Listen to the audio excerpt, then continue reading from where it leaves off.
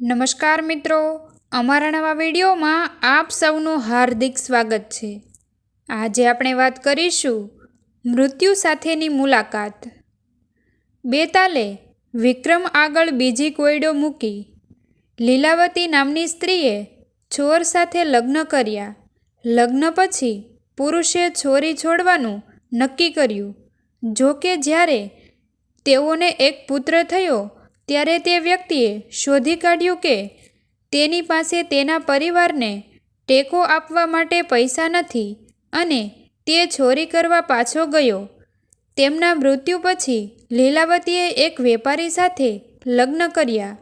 ઉદ્યોગપતિએ તેના પરિવારને પ્રેમ કર્યો અને બાળકને સારી રીતે ઉછેર્યો।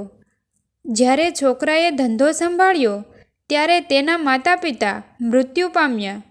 નદીમાં તેમના અંતિમ સંસ્કાર કરતી વખતે 3 હાથ અર્પણનો દાવો કરતા બહાર આવ્યા। છોકરાએ તેની માતાનો અવાજ ઓળખ્યો અને તેને પ્રાર્થના કરી, પરંતુ તે સમજી શક્યો નહીં કે તેના પિતાના કયા હાથની જોડી છે। આ સમયે તેણે તેની માતાને એક વખત તેના વાસ્તવિક પિતાનો ઉલ્લેખ કરતા યાદ કર્યા।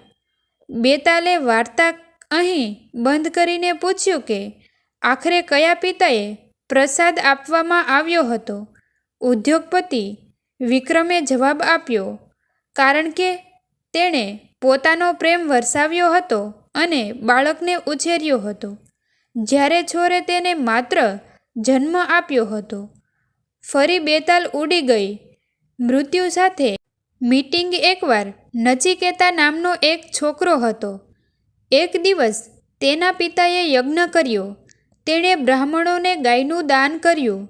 નચિકેતા જાણતા હતા કે દેવતાઓને બલિદાન તરીકે પ્રિય વસ્તુઓ અર્પણ કરવાનો રિવાજ છે। તેણે તેના પિતાને પૂછ્યું, તમે મને કોને આપશો? તેના પ્રશ્નથી પરેશાન થઈને તેના પિતાએ ગુસ્સાથી જવાબ આપ્યો, હું તને મૃત્યુના દેવતા યમને આપું છું। નચિકેતા યમના રાજ્યમાં ગયા। તેણે 3 દિવસ ખાધા વગર રાહ જોવી। જ્યારે યમ પાછા ફર્યા ત્યારે તેઓ નચિકેતાની ભક્તિથી પ્રસન્ન થયા અને તેમને 3 ઈચ્છાઓ આપી। નચિકેતાએ તેના પિતાને તેના પર પ્રસન્ન કરવા કહ્યું। તેના પિતા તેના પર રાજી થયા। તે માટે તેમની બીજી ઈચ્છા માટે નચિકેતાએ સ્વર્ગમાં જવાનું કહ્યું। યમ સંમત થયો। છેવટે નચિકેતા જીવન અને મૃત્યુનું રહસ્ય જાણવા માંગતા હતા। યમ અચકાયો, પરંતુ તેના નિશ્ચયને જોઈને તેણે તેની અંતિમ ઈચ્છા પણ પૂરી કરી। અજય અને માલતી। અજય નામનો યુવક એકવાર તેની પત્ની માલતીને લાવવા તેના સાસરિયાના ઘરે ગયો હતો। તેણે બુધવારે માલતી સાથે જવાની જીદ કરી। સાસરિયાઓએ તેને એમ કહીને રોકવાનો પ્રયત્ન કર્યો કે બુધ કન્યાઓ માટે અનુકૂળ નથી, પરંતુ અજયે તેમની સલાહ ન માની અને માલતીને પોતાની સાથે લઈ ગયો। રસ્તામાં માલતીને તરસ લાગી અને તેણે પાણી લાવવા કહ્યું। જ્યારે તે ગયો ત્યારે ભગવાન બુધ અજયનું રૂપ ધારણ કરીને માલતી પાસે પાણી લઈને આવ્યા। માલતી તેને પોતાના પતિ તરીકે લઈ ગઈ। જ્યારે અજય પહોંચ્યો ત્યારે તેની પત્નીને તેના જેવા જ દેખતા અન્ય પુરુષ સાથે વાત કરતી જોઈને તેને આશ્ચર્ય થયું। તેણે માલતીને તેની સાથે આવવા કહ્યું। માલતી ખૂબ જ મૂંઝવણમાં હતી કે તેનો અસલી પતિ કોણ છે। બંને જણા લડવા લાગ્યા। અવાજ સાંભળીને એક સૈનિક તેમની પાસે આવ્યો। મામલો થાળે પડવા માટે સૈનિક તેમને રાજા પાસે લઈ ગયો।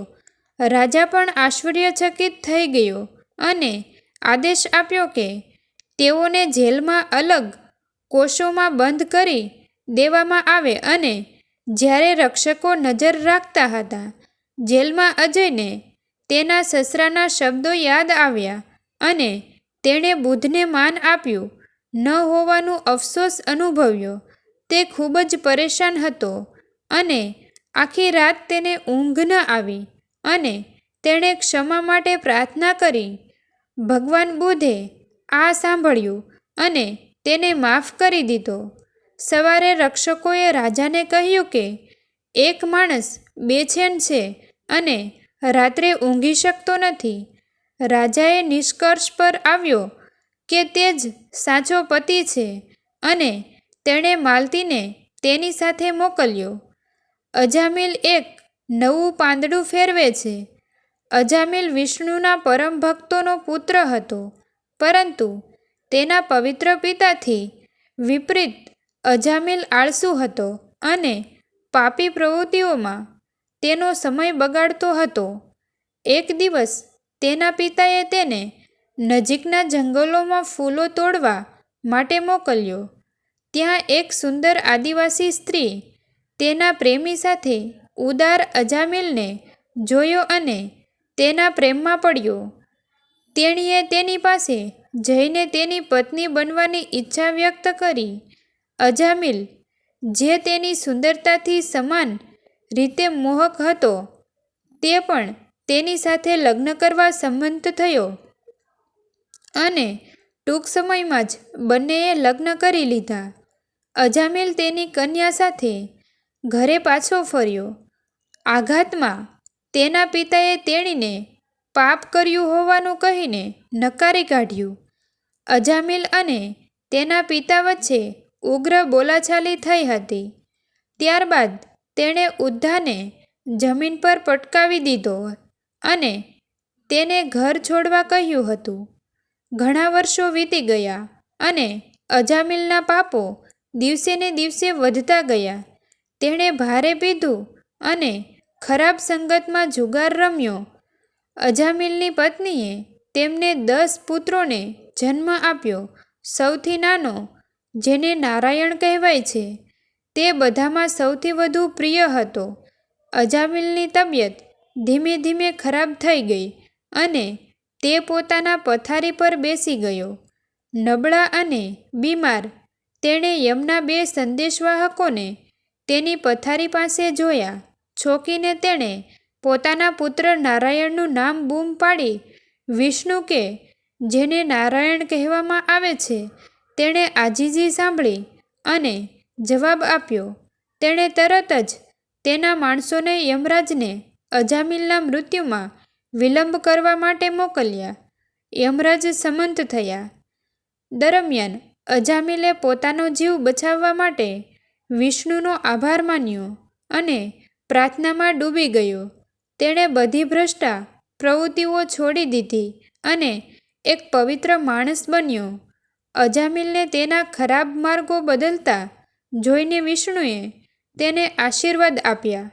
મિત્રો, તમને જો આ વિડીયો પસંદ આવ્યો હોય તો વિડીયોને લાઈક અને તમારા અન્ય સગા સંબંધી મિત્રો સાથે વિડીયોને શેર કરવાનું ભૂલતા નહીં.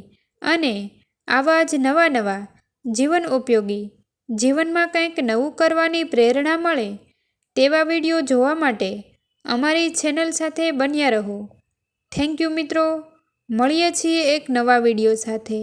આભાર.